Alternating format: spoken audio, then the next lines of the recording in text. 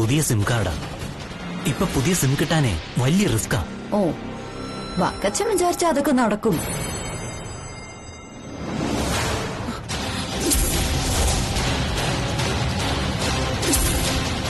ആരും കാണാതെ മാഡത്തിന്റെ ഫ്ലാറ്റിനകത്ത് കേറി പറ്റുന്നതാ പ്രയാസം. അത് സൂക്ഷിക്കണം. അപ്പുറത്തെ നിളയും മൂപ്പിന്നും പിന്നെ കൃഷ്ണൻകുട്ടിയും ആ പെണ്ണും എല്ലാം അസൂയക്കാരാ. മാഡത്തെ ഇവിടെ ഒളിച്ച് താമസിക്കാൻ സഹായിക്കുന്നത് ഞാനാണെന്ന് ആരെങ്കിലും അറിഞ്ഞാൽ എന്റെ പണി പോകും. വക്കച്ചൻ ടെൻഷൻ അടിക്കാതെ, ഞാനില്ലേ സഹായിക്കാൻ. ഇത് പോയാ ഇതിലും നല്ല ജോലി ഞാൻ വാങ്ങിച്ചു തരും. ഒളിച്ചിരിക്കുന്ന നീയോ ജോലി വാങ്ങിക്കൊടുക്കുന്നേ? എന്നാ പിന്നെ മാഡം, ഞാൻ അധിക നേരം ഇവിടെ നിൽക്കുന്നില്ല.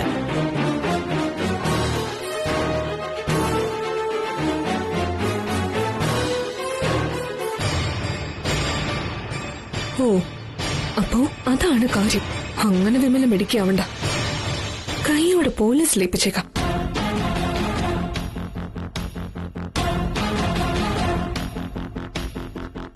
വേണ്ട, അല്ലെങ്കിൽ പോലീസിൽ അറിയിക്കാൻ വരട്ടെ. വിമലെ ശരിക്കും പൂട്ടാനുള്ള വഴി ഒരുക്കിയിട്ട് മതി അതൊക്കെ.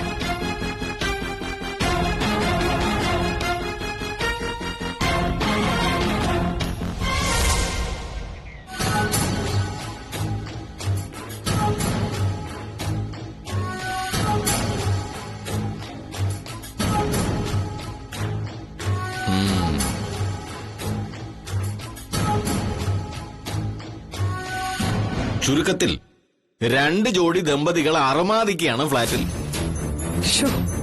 നമുക്കും അവിടം വരെ ഒന്ന് പോയാലോ ദേവി? എന്തിന് 3ാമത്തെ ജോഡിയായിട്ട് അറമാദിക്കാന്? ഞാൻ ഉദ്ദേശിച്ചത് കൂടുതൽ ഉദ്ദേശിക്കണ്ട. ദേ കൊച്ചിരിക്കുന്നു, അല്ലെങ്കിൽ ഞാൻ വല്ലതും പറഞ്ഞേനെ. മീരയുടെ ജീവിതം ഉദ്ദേശിച്ചതിൽ ഹാപ്പിയാണ് അല്ലേ നിഖിലേ? അതെ. അത് കേൾക്കുമ്പോഴാ എന്റെ ചങ്കിടിക്കുന്നത്. കുഞ്ഞമ്മ പറഞ്ഞിരുന്ന ഐഡിയകൾ പ്രയോഗിക്കുന്നുണ്ടെങ്കിലും എനിക്ക് ടെൻഷനുണ്ട്. അതൊക്കെ ഉണ്ട്, തുറന്നു പറയാലോ. നിഖിലേ, നിങ്ങളുടെ കാര്യത്തില് ഞാൻ അത്ര ഹാപ്പിയല്ല.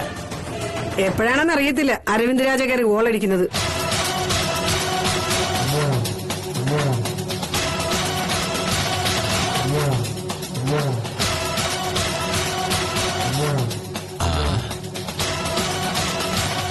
പുള്ളി ഫുട്ബോൾ കളിക്കാരനാണോ?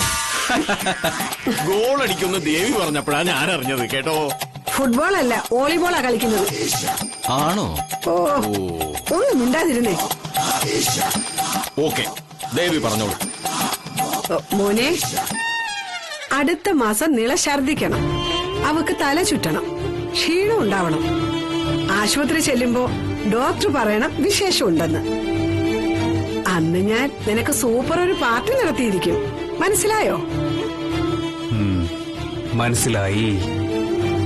കുഞ്ഞമ്മ പാർട്ടി നടത്താൻ തയ്യാറായിക്കോ.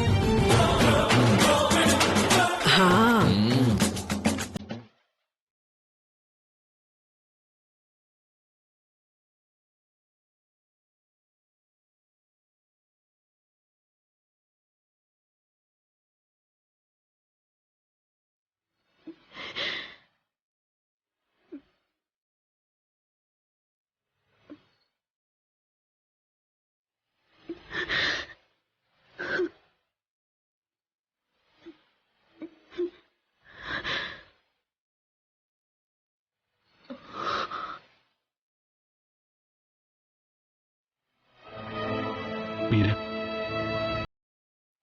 നിഖിലിന്റെ ഫാദറിനെ പറ്റി ഓർക്കുമായിരുന്നു അല്ലേ? എന്തൊരു പെട്ടെന്ന് അദ്ദേഹത്തെ പറ്റി ഇപ്പൊ ഓർക്കാൻ? എന്തെങ്കിലും വിഷമമുണ്ടായോ? ഓർത്തോന്ന് പറയുന്നത് ശരിയല്ല. ഒരാളെ മറന്നു പോയെങ്കിലല്ലേ ഓർക്കേണ്ടതുള്ളൂ. എന്നും എപ്പോഴും മനസ്സിലാ മുഖമുണ്ട്. ഞാനീ പറയുന്നത് അതിൻ്റെതായ അർത്ഥത്തിൽ മനസ്സിലാവുന്ന ബോധ്യമുള്ളതുകൊണ്ട് സാറിനോട് തുറന്നു പറയുന്നത്. മനസ്സിലാവും മീര. അദ്ദേഹം മരിച്ച് കാലം ഇത്രയും കഴിഞ്ഞിട്ടാണ് ഞാൻ തന്റെ ജീവിതത്തിലേക്ക് കടന്നു വന്നത്. ഞാൻ കെട്ടിയ താലിയാണ് മീരയുടെ കഴുത്തിൽ. പക്ഷേ മുകുന്ദനെ കുറിച്ചുള്ള ചിന്തകൾ പോലും പാടില്ലെന്ന് പറയാൻ മാത്രം ക്രൂരമല്ല എന്റെ മനസ്സ്. അദ്ദേഹത്തിന് മീരയുടെ ഉള്ളിൽ ഏത് സ്ഥാനമാണ് ഇതുവരെ ഉണ്ടായിരുന്നത്, അതങ്ങനെ തന്നെ തുടരണം. നിഖിലിന്റെ അച്ഛനെ മാറ്റിവെച്ചിട്ട് പകരം അവിടെ എന്നെ പ്രതിഷ്ഠിക്കണമെന്ന് ഒരിക്കലും ഞാൻ പറയില്ല. മീരയ്ക്കതിന് കഴിയില്ലെന്ന് എനിക്കറിയാം. അരവിന്ദ് രാജയെ ആദ്യമായി കണ്ടപ്പോ മീര അയാൾക്ക് കൽപ്പിച്ചു നൽകിയൊരു സ്ഥാനമുണ്ടല്ലോ, അത് മതി എനിക്കെന്നും. I am happy.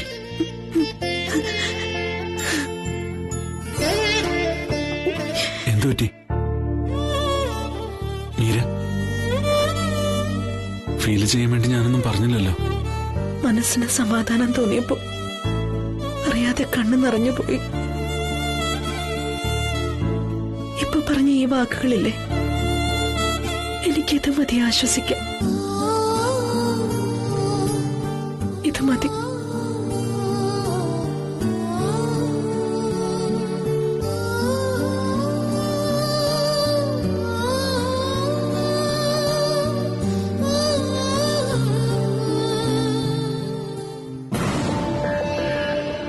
ഹലോ കുഞ്ഞമ്മേ. അടുത്താരും ഇല്ലല്ലോ. ഇല്ല. ഇന്നലത്തെ ഉറക്കഗുളിക പരിപാടി പാളിപ്പോയെങ്കിലും ദൈവം നമ്മളെ രക്ഷിച്ചു, അതുകൊണ്ട് രക്ഷപ്പെട്ടു. അല്ല, ഇന്ന് എന്തെയും കുഞ്ഞമ്മേ? അത് പറയാനല്ലേ ഞാൻ വിളിച്ചത്. ഇന്നും ഇനിയുള്ള ദിവസങ്ങളിലുമാണ് നമ്മൾ ഏറെ ശ്രദ്ധിക്കേണ്ടത്. കല്യാണം കഴിഞ്ഞതിന്റെ പുതുമ മാറി ഭാര്യയും ഭർത്താവും കുറെ കൂടെ ഇണങ്ങിക്കഴിഞ്ഞു. അത് അപകടമാ. ഇനി എന്താ ചെയ്യേണ്ടത്? ഞാനൊരു സാധനത്തിന്റെ പേര് പറയാം, എങ്കിൽ അത് വാങ്ങണം. നായ്ക്കുറിന പൊടി. എന്താ? ആ, നായ്ക്കുറിന പൊടി. നായ്ക്കുറിന പൊടിയോ? അങ്ങാടി മരുന്ന് വിൽക്കുന്ന കടയിൽ കിട്ടും. അതെന്തിനാ?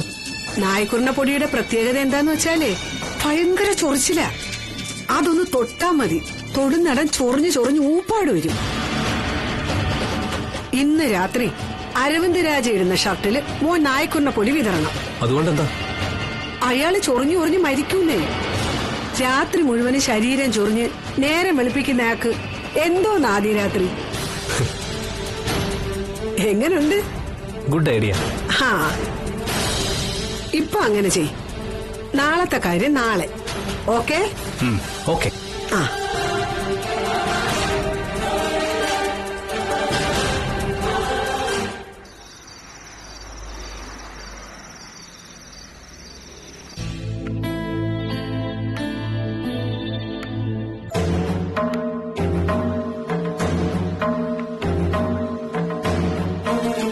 വിളക്ക് കരിന്തിരി കത്താറായത് ആരും കണ്ടില്ലേ? സന്ധ്യാദീപം കൊളുത്തിയ എണ്ണ തീർന്നു, വിളക്കണയാറായോ? ആർക്കും ഒരു നോട്ടവുമില്ല. മീരേ! ഓ, വേണ്ട, ഞാൻ തന്നെ അണച്ചോളാം. ഇവിടെ ഇപ്പോ ഒരാളുകൂടിയുള്ള കാര്യം ഞാൻ ഓർത്തില്ല.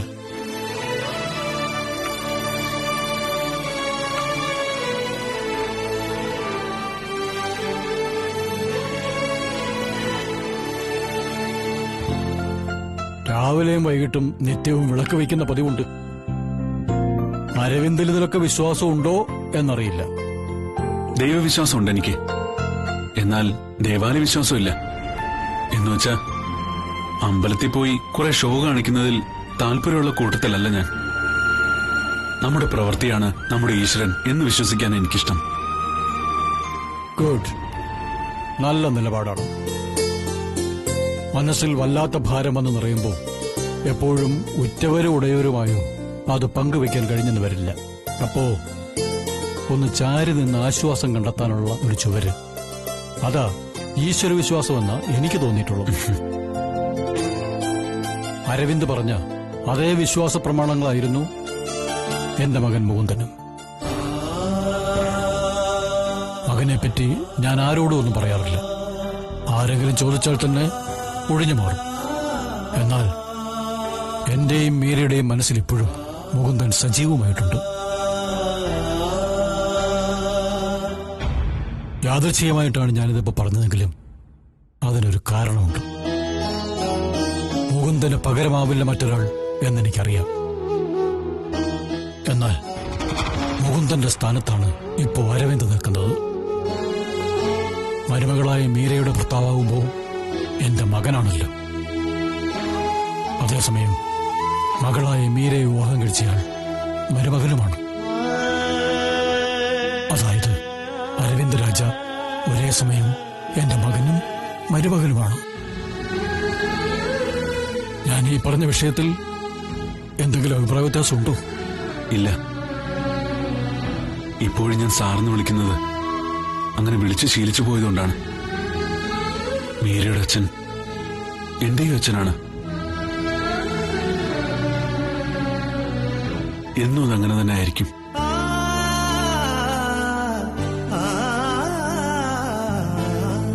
അരവിന്ദ്,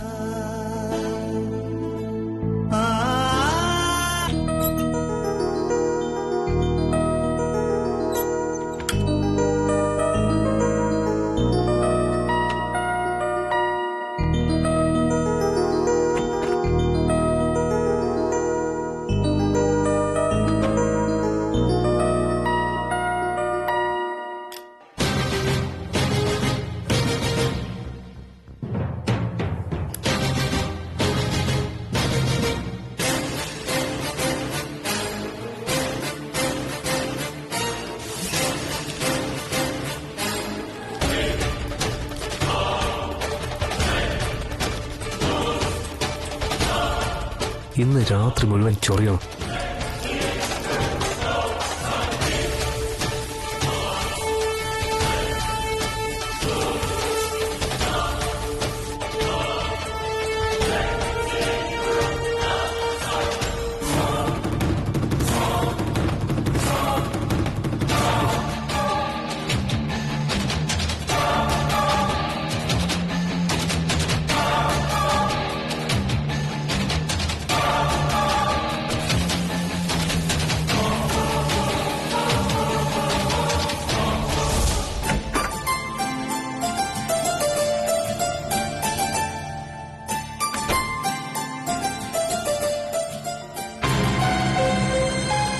പച്ച ബനിയനായിരുന്നല്ലോ, പക്ഷെ ഇതെങ്ങനെ?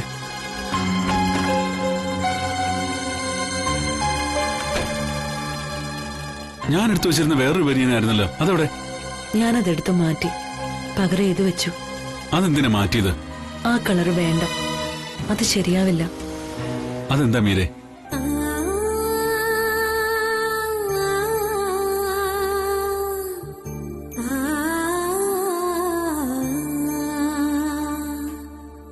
അതത്ര പഴയതൊന്നുമല്ല.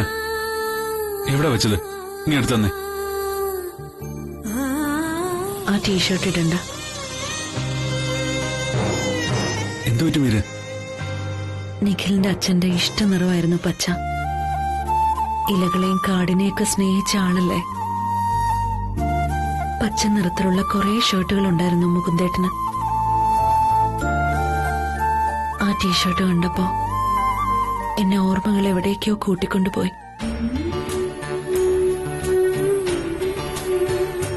ഞാൻ പറഞ്ഞത് ഫീൽ ചെയ്തോ?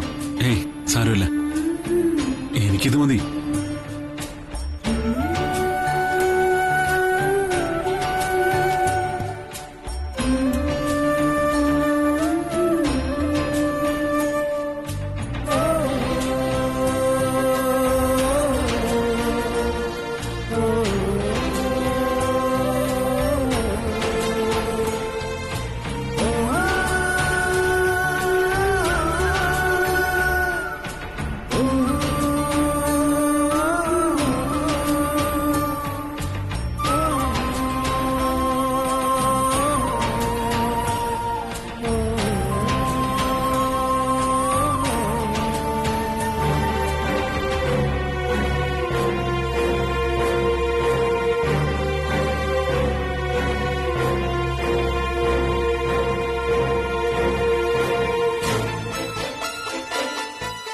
ഇന്നത്തെ പ്ലാൻ വർക്കൗട്ട് ആവുമായിരിക്കും. നിഖിൽ, നാളെ എപ്പോഴാണ് നീ ഓഫീസിൽ പോകാൻ ഇറങ്ങുന്നത്?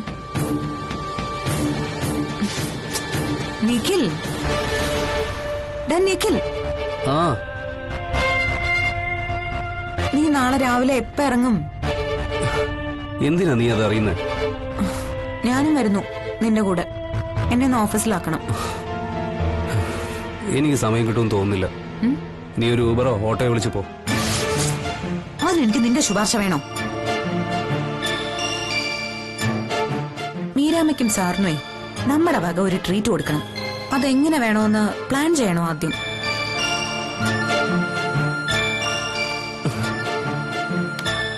നിന്റെ അഭിപ്രായം എന്താ? ഇവിടെ വെച്ച് വേണോ അതോ പുറത്തെവിടെങ്കിലും വെച്ച് വേണം? ഇപ്പോ ചൊറിഞ്ഞുടയും കാണൂ. എന്താ നീ എന്താ പറഞ്ഞേ? ഒന്നുമില്ല, ഞാനിപ്പോ വരാം. ഇപ്പൊ എവിടെ പോന്നു?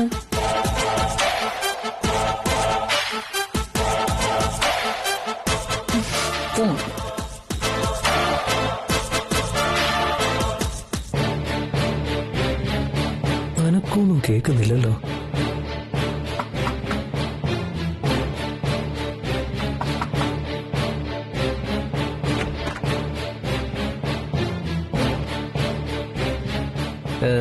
ചൊറിഞ്ഞില്ലേ? ചൊറിഞ്ഞില്ലെന്നോ? ഇത് ഞാൻ പൊടി വിതറിയ ടീഷർട്ട് അല്ലല്ലോ. അപ്പോ അതിട്ടില്ലേ? ദൈവമേ, നിങ്ങൾ എന്താ ചോദിച്ചത്? എനിക്കൊന്നും മനസ്സിലായില്ല.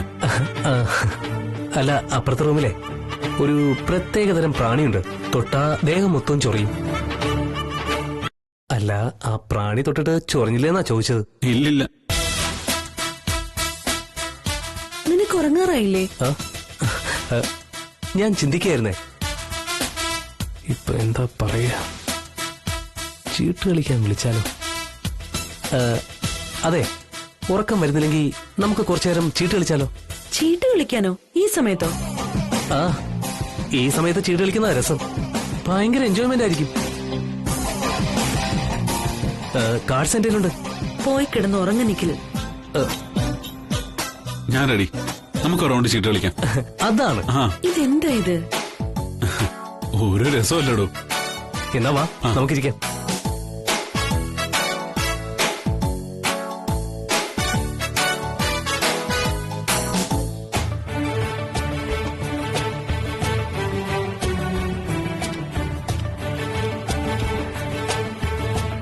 ചീട്ടിട്ടോ.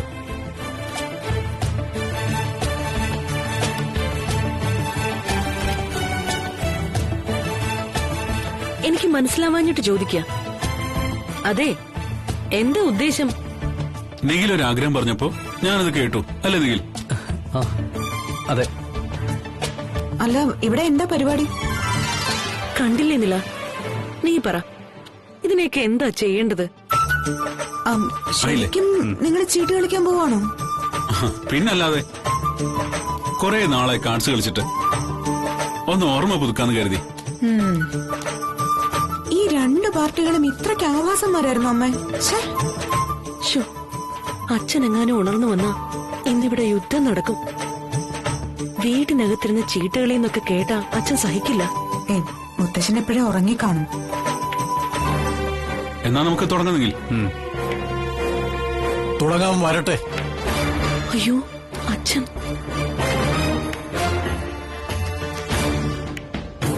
വല്ല കാര്യമുണ്ടോ? ഞങ്ങള് വെറുതെ ഒരു ടൈം പാസിന്. മനസ്സിലായി. അച്ഛാ, സമയം ഇപ്പൊ എത്രയെന്ന് അറിയാമല്ലോ എല്ലാവർക്കും. ഇതൊരു വീടാണ്. കുടുംബമായി നമ്മളിവിടെ താമസിക്കുന്നു. ഒരു നേരം പോക്കല് ചീട്ട് കളിക്കുന്നത് തെറ്റാണെന്നൊന്നും ഞാൻ പറയില്ല. പക്ഷേ അതിന് സമയവും സന്ദർഭവും ഉണ്ട്. നിനക്കതൊന്നും അറിയാൻ വയ്യാടാ കഴുതേ. നിഖിലിനെ വഴക്കുറണ്ട് സർ. നിഖിൽ വെറുതെ ചീട്ട് കളിക്കുന്ന കാര്യം പറഞ്ഞപ്പോ ഞാൻ അതിന് മുൻകൈ എടുത്തത്. എന്തോ ആയിക്കോട്ടെ, ഞാൻ ഒരാൾ ഇവിടെ ഉണ്ടെന്നുള്ള കാര്യം നിങ്ങൾ മറന്നു. നിനക്ക് ചീട്ടുകളി അറിയാവോ? അയ്യോ, ഞാൻ അറിയാവോ ഇല്ലയോ എന്നാണ് ചോദ്യം. അതിന് മറുപടി പറഞ്ഞാൽ മതി. കുറച്ചൊക്കെ അറിയാം. കുറച്ചൊക്കെ? ബാക്കിയോ? ഈ വീട് നാഥനില്ല കളരിയാകാൻ ഞാൻ സമ്മതിക്കില്ല. ഞാനിവിടെ ജീവിച്ചിരിക്കുമ്പോ നിങ്ങൾക്ക് എങ്ങനെ ധൈര്യം വന്നു ചീട്ട് കളിക്കാൻ? അതും എന്നെ ഒഴിവാക്കിയിട്ട്.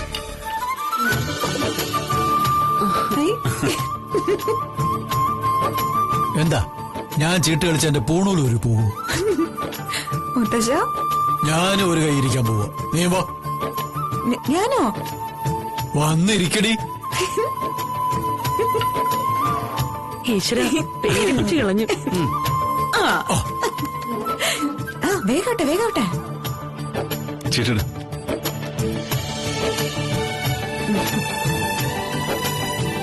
വേഗം ഇടറ അങ്ങോട്ട്. ആ വേഗം ഇട്. അമ്മ എന്റെ കൂടെ കുടിക്കും. എന്തായാലും നമുക്ക് അരവിന്ദ് സാറിനെ തോൽപ്പിക്കണം. എന്ന് വെച്ച് കള്ളക്കളിയൊന്നും വേണ്ട കേട്ടോ. നിന്നെ എനിക്ക് തീരെ വിശ്വാസമില്ല നിഖില.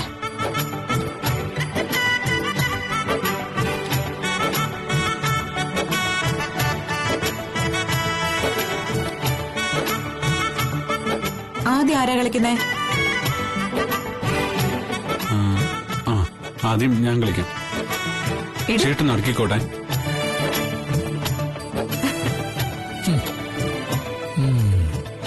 എന്റെ അടുത്താണോ അഭ്യാസം?